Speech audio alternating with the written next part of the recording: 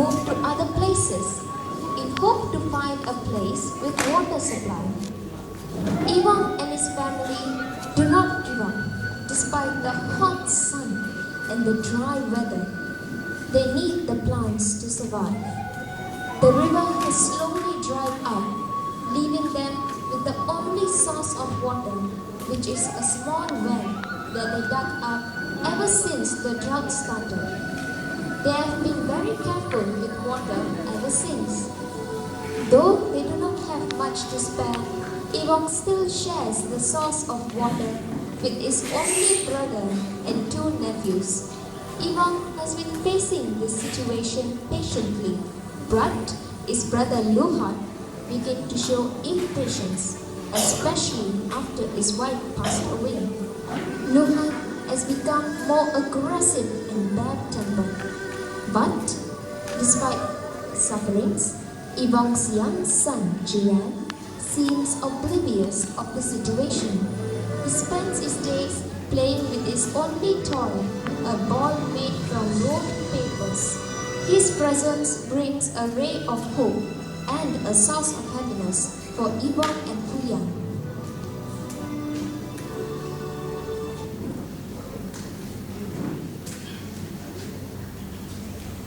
Mother, I'm thirsty. Can I have some water, please?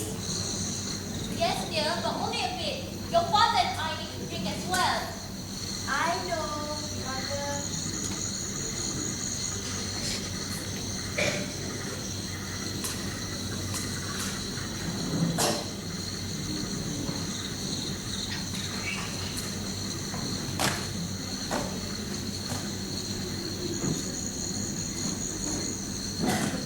What are you doing?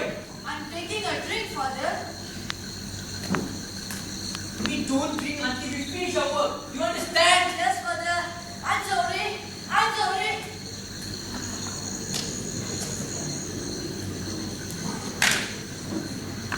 It's getting late. We better go home now. We'll continue again tomorrow. Yes, dear. Duran, come here. Get your things. We are going home. Luhan, come and have dinner with us later. We don't have much, but I think it'll be enough for all of us. Fine with me, but we don't have anything to share with you. We need to save the tapiocas that we have left. It's okay. After all, we are a family. See you later. Although disappointed with his brother's response, Ivan still managed to smile. We barely have enough for the 3 of us, and now you are inviting your brother and his sons to join us for dinner? What are we going to cook? And what are we going to do if we finish our first class? I know.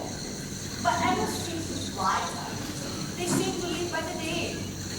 At least by inviting them for dinner, they'll know they still have us to care for them. Don't worry about the food supply. We've been able to survive what we have since the drought started.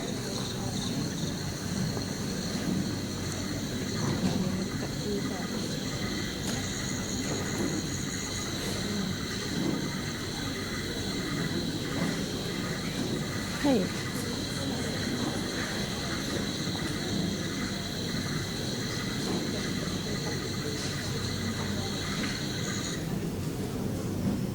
At Luhat's house,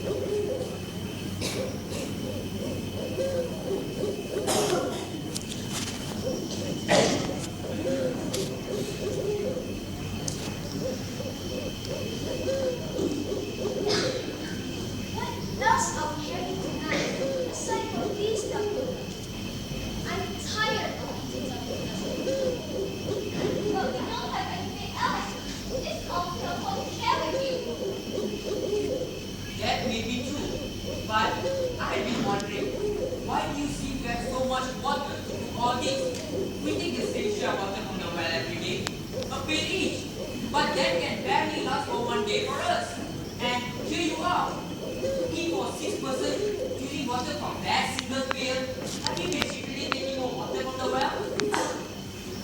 How dare you? How could you accuse me of doing something like that? We are brothers, and I will not do such a thing to you. My husband has been very nice to your family, and this is what he gets. He invited all of you for dinner, even though we don't have enough for ourselves. You, as the wife, will surely defend your own husband. I've been kind enough to have the same share of water with us. Although there are 3 of us, only 2 of you really need water. Your son does not even need to work in the farm like my son, and yet he gets the same privilege. My family deserves to have bigger share of water. Yes, that's right.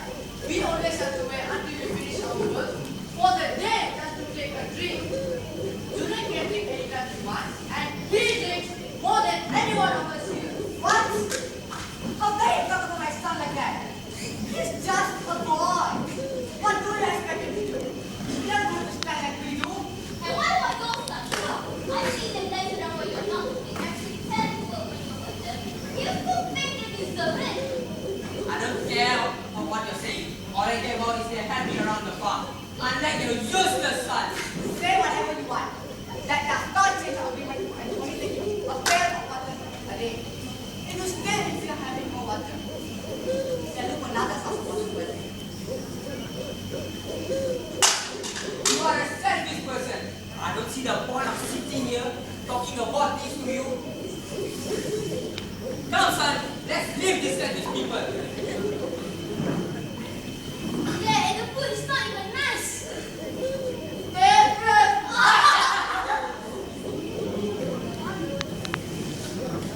I will find a way to get water for my family. And when I do, I hope you won't regret what you said tonight. With the unexpected turn of events, a peaceful family dinner turned into a family feud. Both families are troubled with what was brought up during the argument.